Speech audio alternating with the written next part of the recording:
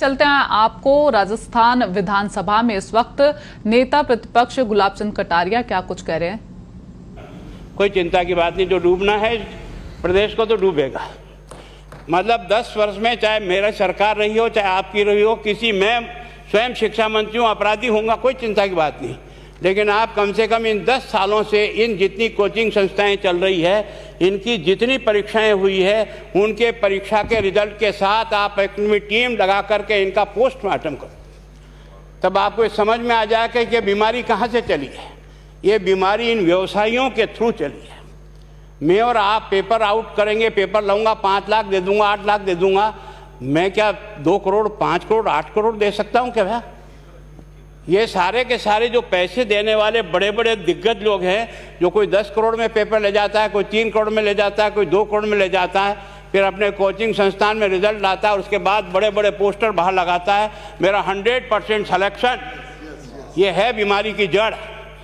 अगर मार करना चाहते हो तो यहाँ करो, तब तो जा कर के इसको कोई रोक सकोगे। बाकी से केवल मन को संतुष्ट करने का काम करो तो ये राजस्थान के उस गरीब बच्चे के साथ न्याय नहीं होगा, जो बड़ी मुश्किल से पढ़ता है, अपने घर में बूढ़े माँ बाप को भूखे मार के पढ़ता है और उसके बाद परीक्षा के लिए जाता है, रोता हुआ घर लौटता है।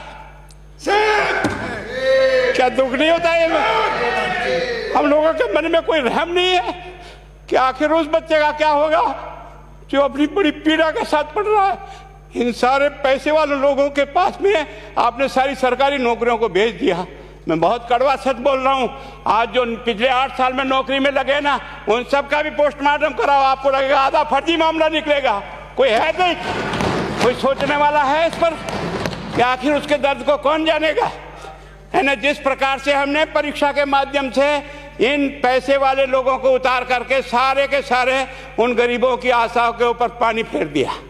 रात और दिन पड़ता है, भूखा प्यासा पड़ता है, घर बेच करके पढ़ता है, खेत बेच करके पढ़ता है, लेकिन जब उसका सिलेक्शन नहीं होता तो जहर खा के मरता है। कोई इस पीड़ा को समझने के लिए तैयार नहीं है।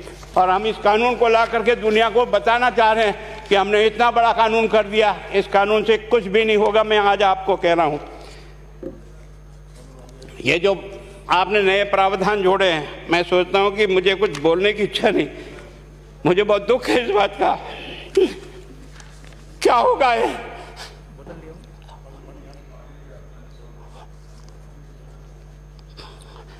किस तरह की गैंग पालनी है हमने? पानी पिला दो, है ना। मैं उस दिन भी पूछा था कि मैंने कहा ये शिक्षा संकुल पे है, जिन लोगों को ड्यूटी पे लगाया, इसको लगाने वाला दोषी कौन है, जिसके कारण से पेपर जो है ना काट करके निकाल दिया।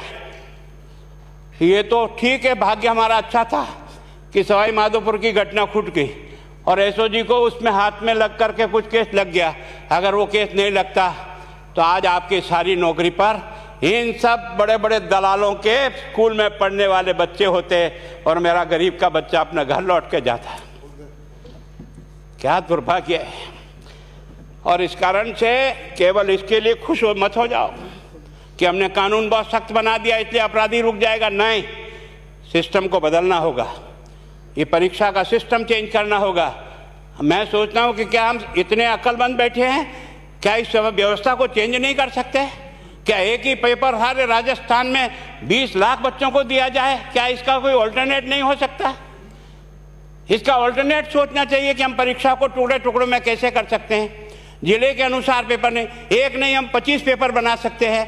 कौन से सेंटर पर कौन सा पेपर जाएगा कोई तय नहीं करेगा कौन सा जाएगा, और हम जो इच्छा होगी उस सेंटर पे वो पेपर भेजेंगे। और ये जितने भी प्राइवेट कॉलेजों में आपने सेंटर बना रखे उनको बंद करो, इनको तुरंत बंद करिए एक ऑर्डर से।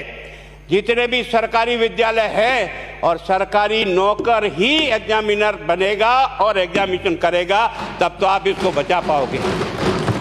ताकि आप और मैं कितने भी कानून बदल कर दें, आपका वो जांच करेगा, आपका वो अधिकारी आएगा। आपने कहा भाई सेशन जज के नीचे नियुक्ति नहीं होगी, इसके अलग से कोर्ट होगा, बहुत अच्छी बात है। प्रोविजन जो आपने डाले हैं वो स्वागत योग्य है, स्वागत करता हूँ, पर इन प्रोविजन को लागू तो आप और मैं ही करूँगा, कौन करेगा? जब हम ही ठीक नहीं है तो इन प्रोविजन क्या रोएंगे अंदर बैठे बैठे है? जब तक हमारा दिल और दिमाग ठीक नहीं होगा ना, इस बीमारी का इलाज नहीं होगा। हमने शिक्षा के मंदिर को भ्रष्टाचार की भट्टी में जलाकर खाक कर दिया। दुर्भाग्य हमारा, जहां से कोई आशा की किरण दिखती थी उस गरीब को कि चलो मैं अपनी मेहनत से आगे बढ़ जाऊंगा, लेकिन अब वो निराशा में आ गया। उसको लगा कि अब कोई रास्ता नहीं है। और इस कारण से मैं सोचता हूं कि आप जिस भावना से लाया, मैं आपकी भावना की इज्जत करता हूं, लेकिन केवल आपकी भावना इन बेईमानों को नहीं रोक सकेगी। इसको रोकने के लिए हमको सिस्टम को बदल करके और तुरंत उस पर ध्यान करना चाहिए। कानून 302 का बना हुआ है, क्या मर्डर रुक गए? आप भी जान रहे हो, रोज के रोज पोक्सो कोर्ट में आजीवन कारावास हो रहा, क्या व्यभिचार रुक गया है? अपराधी को दंड मिल सकता है, अपराध बंद नहीं हो सकता है। अपराध बंद करने के लिए जो सिस्टम होते हैं उस सिस्टम में चलो। एकमात्र इस देश में भ्रष्टाचार की भट्टी में देश जल रहा था। केवल और केवल एक तरह से प्रत्येक व्यक्ति का खाता खुलवाकर देश के प्रधानमंत्री में सारा का सारा बेनिफिट उसका सीधा खाते में डाला। बेईमानों को चोट लगी नहीं लगी, उस तरफ अपना दिमाग बचाओ, उस तरफ अपना दिमाग लगाओ। किस बीमारी का इलाज कहाँ है और कैसे हो, इस बारे में चिंता करने की कोशिश करो। मैं कई बार इधर सीकर और इधर गया तो मैं सोचता हूँ कोचिंग संस्थान की बिल्डिंग देंगे ना तो टोपी गिर जाए नीचे से। क्या चीज़ है यार, भगवान ने क्या लक्ष्मी वहीं बरसाई है? और जो बाकी संस्थाएं, उसका कारण यह है कि हमने अपनी दुकान को इतनी कमज़ोर कर दी है कि जहाँ बच्चे अच्छी तरह से शिक्षा लेकर के हम जैसे गरीब पढ़ करके यहाँ आ गए, अब वो रास्ते नहीं हैं। और इस कारण से मेरी बहुत विनम्र प्रार्थना है, इस बीमारी का इलाज चाहिए बच्चे को, कानून से नहीं होगा, कानून के अलावा होगा, और उसमें आप करें। धन्यवाद। Thank you. माननीय मंत्री महोदय।